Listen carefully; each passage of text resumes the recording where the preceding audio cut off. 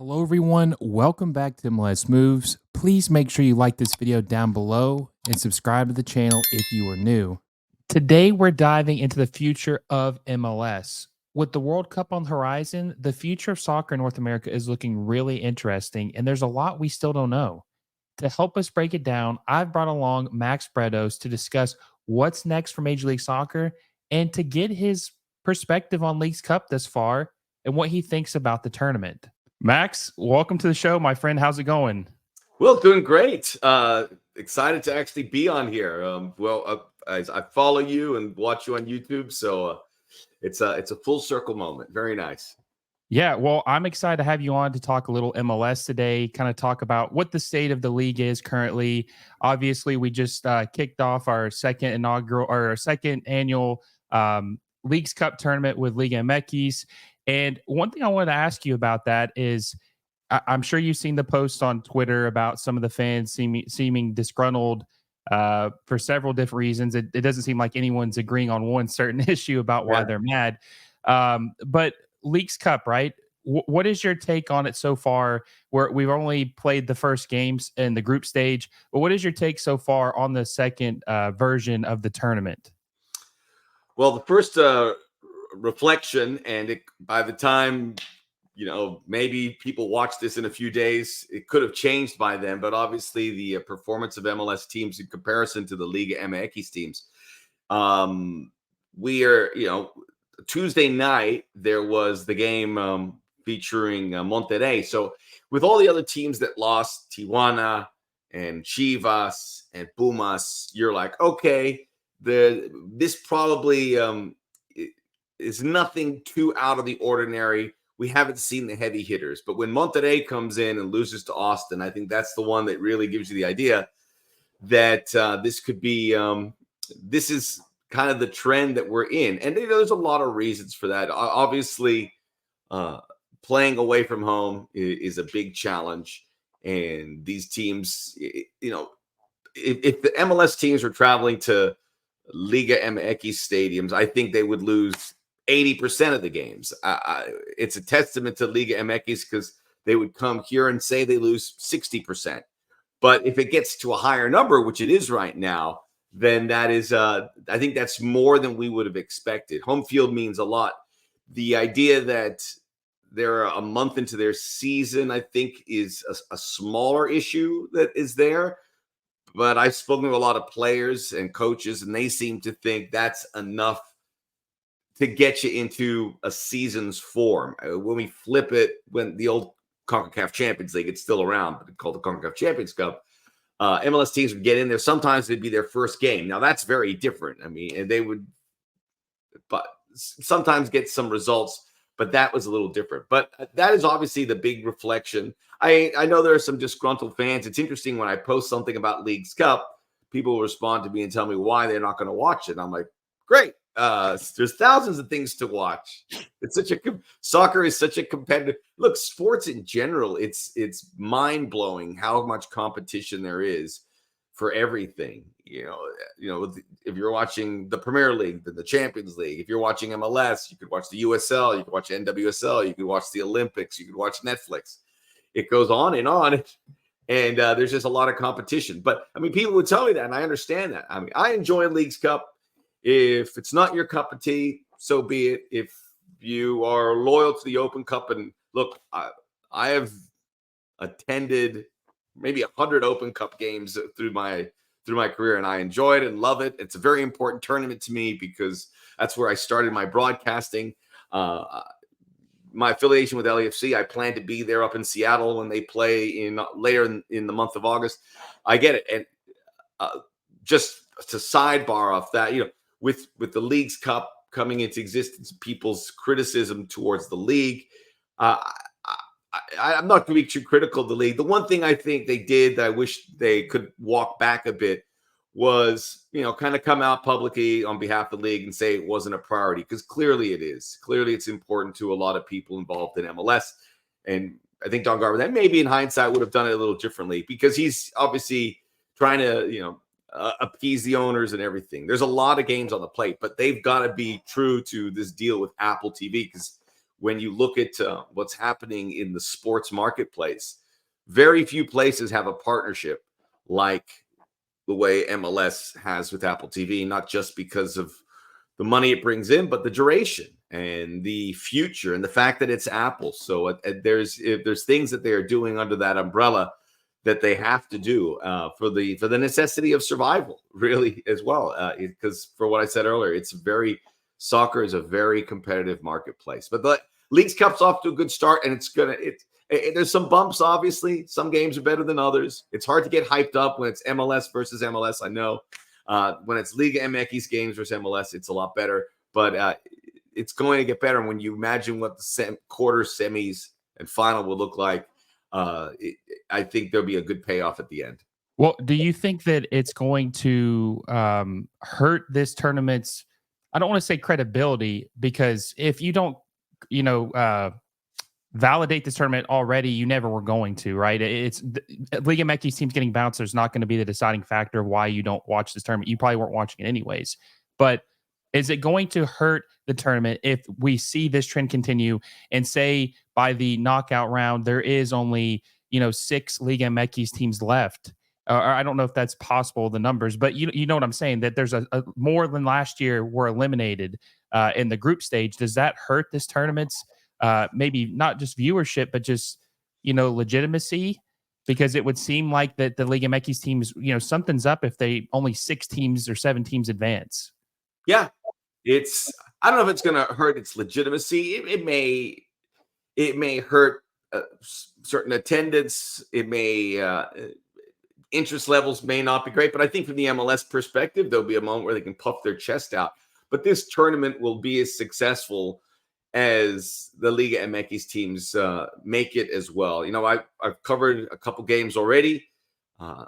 Later today, I'll be traveling to Salt Lake for Real Salt Lake Atlas. I know these teams from Mexico want to perform here. It's the alternative is they return back home and wait 3 weeks for the season. And granted, they can fill the gaps, play the second division. But I think being part of this, granted, it's still new. I think the way the league views it and the participation and the ability to come to the United States will improve over the years. The idea that all the games are in here is really, obviously MLS wants that to be the case, but it's also engineered from the Liga MX perspective, because that's where their bread is buttered. That's where they make money. They come in here and they can cater to their massive amount of American-based fans, not to mention the fans that can travel from Mexico who can make a trip out of it. This is we've been doing this for a long time, whether it's El Tri or whether it's Chivas or America playing in a game at the Coliseum or what have you. This is an opportunity to make a lot of money. There's a lot of interest in there. So I tend to think it will even out in some way. I think the league is already trying to do some things to make the Mexican clubs a little more comfortable. Monterrey, for instance, it's a seeded team. They get to play in Texas by and large for the first 3-4 games. We'll see if that works. But I think the league MLS is aware that they have to find ways to even the playing field a bit. If it swings in one favor so much where MLS teams are dominant, does that open the door for some games in Mexico? It's hard to say, because I think that's going to be logistically is going to be a really hard one. And the Mexican owners are probably not, they're in it to completely immerse into the United States.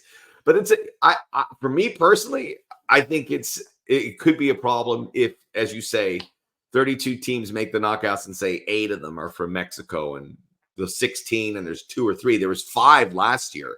And I think we all expected 5 out of 16, that number would increase. But it's an important thing to keep an eye on.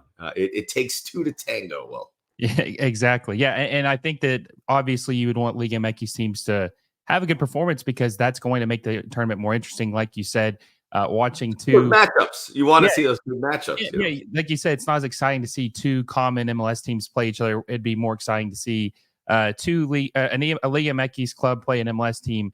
Now, Max, another thing I want to talk to you about is Atlanta just made a recent signing with signing an Atalanta player. I think they spent around like $12 to $13 million for this Russian international player. I'm not going to even try to pronounce his name.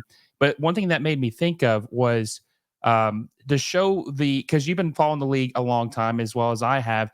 These are the type of players that wouldn't traditionally even give MLS look their direction 10 years ago, right? This is a guy that would never even consider making this move at 28 years old.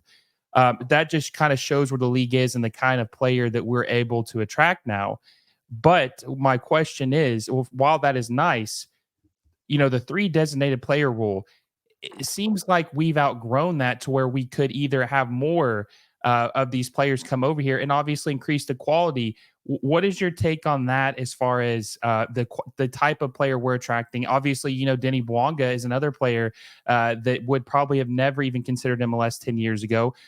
With these type of players considering MLS now as a realistic option and a place to come, a league of choice, shouldn't we be expanding certain rules to get more of these players now that they want to be here?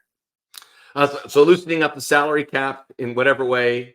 Yeah, this is a trickier one because Major League Soccer has survived because of how they've approached the allowing teams to spend. You always have to, being with LAFC or watching these big games, you always have to take into consideration all 29 teams. Now, there may be a few that are not going to spend the way LAFC or the Galaxy or Atlanta United are going to do it. And you want to help create super clubs, which in many ways MLS has done in a smaller way, having 3 or 4 teams that are very good year in, year out. They're not quite there yet. And obviously loosening a salary cap situation would go a long way for that. But I don't know the dollars and cents. I can't spend other people's money. I do know that MLS, while it's not huge growth, it's heading in the right direction every year. It's in small increments, but that has served the league well. As you know, this is a league that has, it seems so long ago, because it really is, with contraction of 2 teams and with regards to having 3 or 4 ownership groups. And now they have hundreds of owners within the 29 clubs and the 30th club with huge expectations and ambition coming in San Diego. At some point, that is going to change. I think the league is very savvy in the way they tinker with the mechanisms with regards to how you build your roster. I think the new rule that came out where you have the 6, and it could be any combination of the under 22, because the under 22 initiative to me is the one that's really bearing fruit, because those are the players that you can become a selling league. We are seeing these excellent young players come in that are now are becoming a bigger targets worldwide and are helping the leagues level as a playing team. But without question, Alexei Miranchuk coming over to Atlanta United is a big move. A lot of these teams with the transfer fees are overpaying. I mean, he's in his mid-20s to late 20s, so 12, 13 million. I don't think you'd see players with that price tag in Europe going from European team to another European team. The value is probably 8 or 9 million, maybe 10. So you do have to overpay a little. There's a profile with wingers and number 9s that MLS teams have to go approach. I think Houston Ezequiel Ponce is a striker they got. He's in his late 20s, pretty well-proven player, but I think the price tag, you see that Houston have to kind of take a jump, hoping that they can overpay a little bit in the transfer fee to get the guy they want. It makes sense. I mean, every MLS team, Hugo Kuipers at Atlanta United, all the, Gabriel Peck, they're all like 10, 11 million. So they sometimes, certainly if you go to Brazil, Dallas, you have to go to pay that. So yeah, it's the salary cap. I look, and I share your frustration because you want to see a team fill their coffers with as many superstars. LAFC in particular, it would appear a lot of guys want to come here and play. Same with the Galaxy. Hopefully other MLS. I'd love to see these players pop up in other clubs, because they're really well-run clubs. To be the big-time athlete, say you are, let's say you're Neymar, And yeah, you want to come to LA or New York, but you could have a really good life living in Nashville or Austin or being the guy. Remember that Cristiano Ronaldo rumor that he would go to Sporting Kansas City? It's like, why not? I mean, I know they want to come to big cities, but maybe that's the next big step. But with regards to salary cap, I wouldn't expect big movement out of it. I think you have seen that these rosters and the quality of the teams are better. But I think it's important for MLS to look at some of those clubs that could be dragging the others down and really, I mean, this is a league also that's demanded stadiums. They've gotten stadiums for all these teams, but also demand that they try not to do the bare minimum with their club. So No, we'll see. 100%. And before we get into the next topic, this kind of transitions us to it. 2026 is such an important year for this country in soccer, and you just mentioned LAFC about like maybe the players they would attract if things were a little bit more lax and they could sign more players. That's my whole perspective on it, Max. Is that the the LAFCs, Inter Miami's, the LA Galaxies, these are clubs that would probably have top 40, top 50 teams in the world if the rules were more lax. And even I will give MLS credit on one thing, right? With their limited spending, I think they're very efficient with how they do it. Like I believe any other league in the world, if they had these limited spending caps or rules, that they would never amount to a top 13 to 15 league in the world. It would be way worse. But that's what makes me think, well, if they doubled what they're spending right now, which would still be relatively small compared to the other top leagues in the world, imagine how much of a jump they would make even then, which gets you excited to think about. And one of the things I wanted to ask you is about 2026. Obviously, we have the biggest brand in the world in Messi with our league, the face of the league, and everybody like tuned into MLS last summer to see what was going on, check MLS out. What are your expectations for what MLS looks like after the 2026 World Cup? And you just said maybe there'll be some changes, maybe there won't be. But my biggest fear is how are we going to get these casual fans who are going to give MLS a chance to stick around after they check out MLS in 2026? Because there's going to be a lot of fans that have never watched the league before. They're going to be like, wow, that was fun, the World Cup. Wait, we have a domestic league? Let me go check that out and see what it's about. And how are we going to keep those people around? Yeah, that's those are the fans that you want to really identify. And you're right, at the World Cup, once we have a World Cup, there's always a pop for MLS, and you'll draw up some fans, but eventually many go off and find something else to watch. And it's critical that once you have that hook in, that you keep it there. And this World Cup will provide the biggest hook because the World Cup is being placed here. So MLS has to play it really smart, stay aligned with the competition. I think there's a lot of positives with what they can showcase to fans. The fact that so many of their players will be part of 2026 rosters, not just for the U.S. It's a smaller list for the U.S. than it's ever been, but we've seen with Canada and just Venezuela, Georgia at the Euros, those kind of things. That helps. I mean, it's a tough question. Well, I don't have the answer, but one of the things I think is critical is that we can't focus too much on that World Cup. You said it yourself. What happens after? It's like 2027 and 2028. I think people have to unshackle the pressure of that World Cup coming and say, where are we? What do we need to do? And say, are we there? And if you're not, you're not. And you've got to, find those nice areas to massage. We have to remember this is a league that's in diapers. I mean, it's a baby.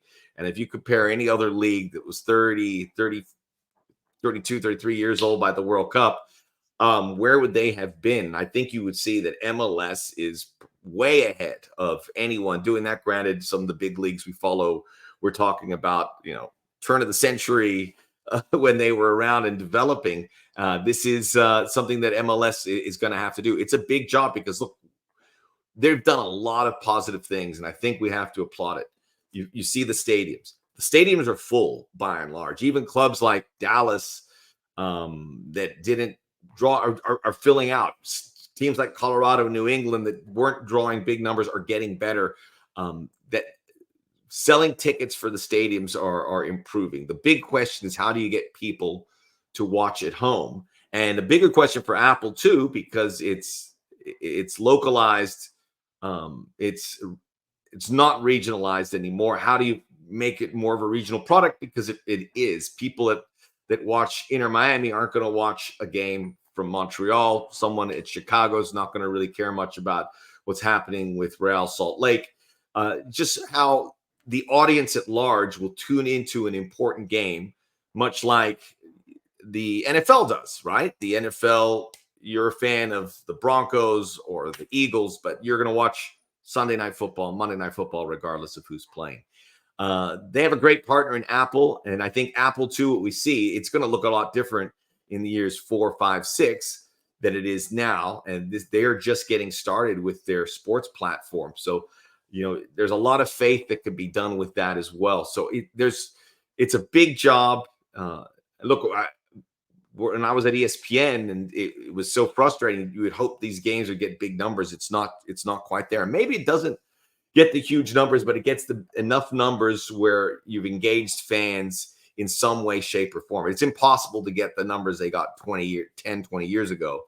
Just again, there's too much on the channels. But it's there's enough of a base to show that they got to make it cool. They've got to make it inclusive, and they've got to serve their fans pretty well. Also, again, I don't know if the answer is always going to be right. Slow growth is the way the league has done it. I think the product is pretty good, and it's going to get better. And these clubs, I mean, to answer the past question, these clubs like Inter Miami and LAFC and Atlanta United perhaps will find a way to be able to encourage to get those big players. The big players want to come. The standard is coming. I think if you look at it as a whole, all the positives are in place. But it's that the undiscovered country of getting people to watch on TV on a network that, let's quite frankly, not many people have.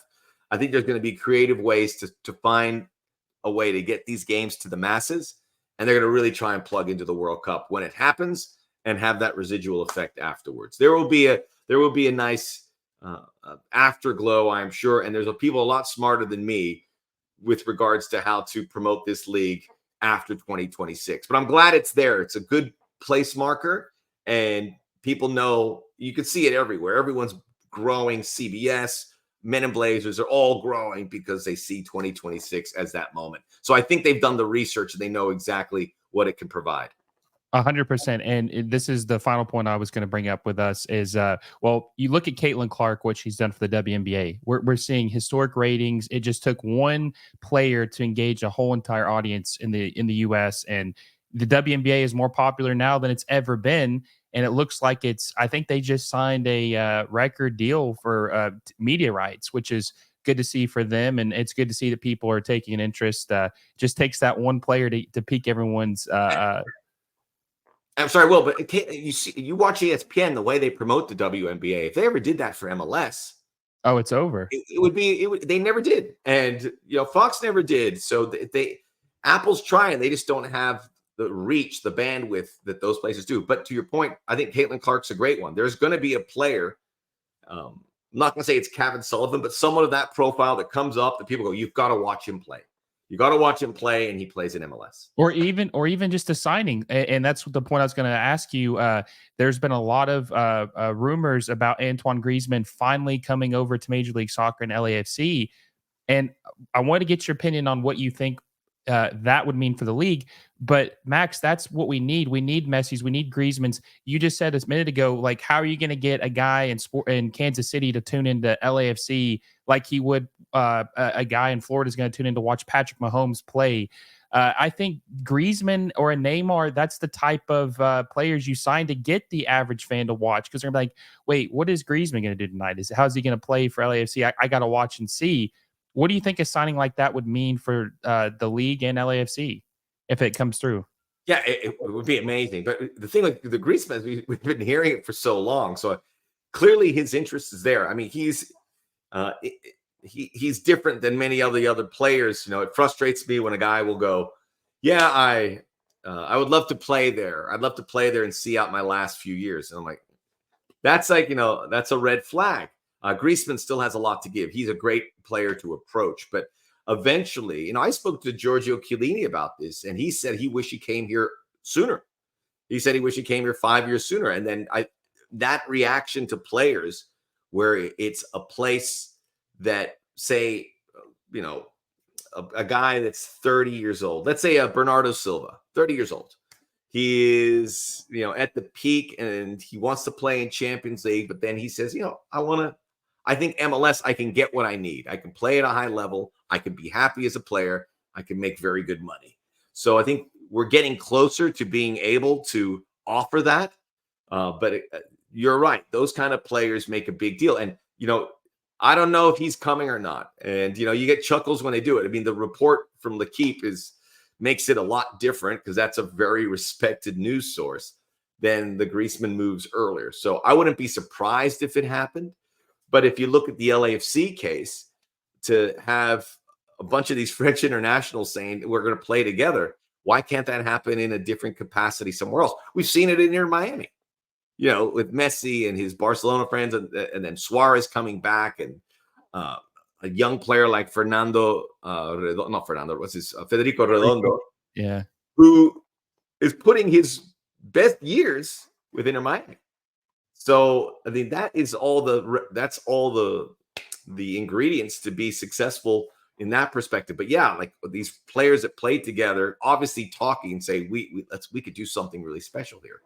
So I can't even imagine. But think about Apple TV and these broadcasters. Think about the reach you would get in France. People have to watch that. These are their heroes playing together. So it would be tremendous to have it. It's we've moved from getting guys. Some of these guys that come over at 38, 39, Giroud is closer to 40 than he is to 30. But there's these older players have a lot more to give. They take care of themselves. The age of players at every sport. When I was your age, Will, the tennis players would retire at 28 or something like that. Now they play. Same with it's crazy. So, but I even then, I think the day when you can tell these European or South American stars that MLS could be a place where you could launch pad from, but it could also be a place where you could see a very good career that you're not going to have regrets, and you can make it your identity. I think that's the next profile of player, and I think it might happen soon. It just takes a couple. No, it does. And I think that Messi kind of opened the floodgates for a lot of these players. Like, even if he is a little older, he's different, right? You said that players that are older these days kind of age differently. And having him come here when he could have went to any other club in the world, he could have handpicked any club in the world he wanted to go to, and he came here. It was a huge testament and showed that something different can happen. And Max, I'll say this. It would be a ratings dream if we ended up getting an LAFC with Griezmann and Giroud and Luanga versus an Inter Miami MLS Cup final. That could happen. It could happen. And that would be, I don't know any soccer fan, even people who don't like MLS, who wouldn't tune in to watch that. No, and you wish for it, and it could happen. It probably may not happen, but I think you're seeing a better ruling class where I would be surprised if we ever have a MLS Cup where, like in 2010, where it was Dallas and Colorado. I think we always looked at the MLS Cup playoffs where everything can happen, but I think we're going to move towards the top teams advancing. So you'll get better MLS Cups. So there's a lot of good stuff there, man. And I know you're a big fan of it, and I know you wave the flag. There's frustration sometimes, but there's more good that it can provide for what we will see. And the future also is pretty, because if you build it, they will come. It's being built, and these players are noticing. There's no question. It used to be a mystery. They're like, what is that? They know. They certainly do know now. Well, Max, I appreciate it, man. I hope some of the people listening get a little bit more comfort from hearing what they've heard. And, it'll be interesting to see what happens. I'm sure we'll have you on again to talk MLS in the future, and it'll be interesting to see what it looks like then. So I appreciate you coming on, Max. And until next time, guys, I'll see you all soon.